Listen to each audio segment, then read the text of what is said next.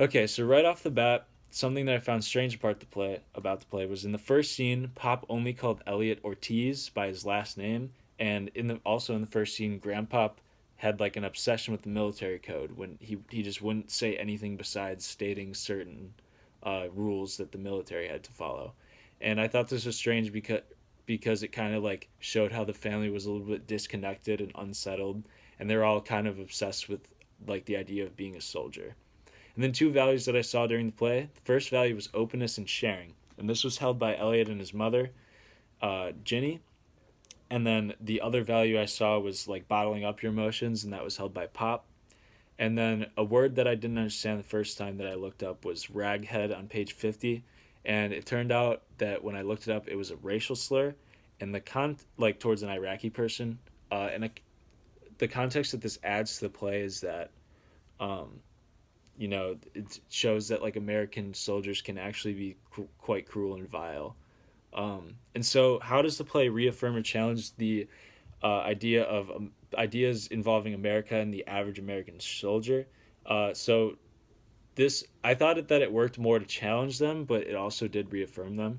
A few instances of this play reaffirming those ideas is when, uh, you know, he said the racial slur, like in the last question, and also Elliot was portrayed as like more cocky in the beginning, and he also was pretty. He got a little bit vulgar during an interview where he swore, and then this play works to challenge these values. In two, I saw two major instances of this. The first was when he gave his only crackers that he was saving for dinner to a young Iraqi child who looked to be starving, and he also grieved greatly for the person that he killed, even though it was in the line of duty, and like it was kill or be killed, I guess. And so it just kind of goes to show that like not all soldiers are like monsters who are obsessed with killing and war.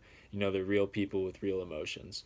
And so what is a fugue and how does it relate to the play? A fugue is defined as the expelling of someone or something from somewhere, and this relates to the play because Elliot was kind of expelled from his home, uh, in that his father like wouldn't share or like talk to him about war, and he really needed someone to rely on to confide these feelings in because of just like what he was going through emotionally at the time.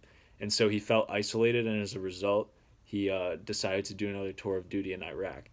And so the point of view of the author on war and the soldier is that like war can tear a soldier's psyche apart, and a soldier can be just as much a victim of war as a civilian can. And the intention of the author with this was to kind of make the idea of support systems more prevalent, so that like it will positively impact soldiers that are suffering from like invisible mental wounds. And so two questions I have for you guys are: why do you think the playwright chose to allow for other characters in the play to participate in scenes they weren't a part of? For instance, when Ginny and Grandpa Pop are commenting on Elliot's first kill. And why do you think the playwright chose to have Pop and Grandpop alternate reading Pop's letter in one of the closing scenes during a Vietnam flashback? And what dramatic effect does this create?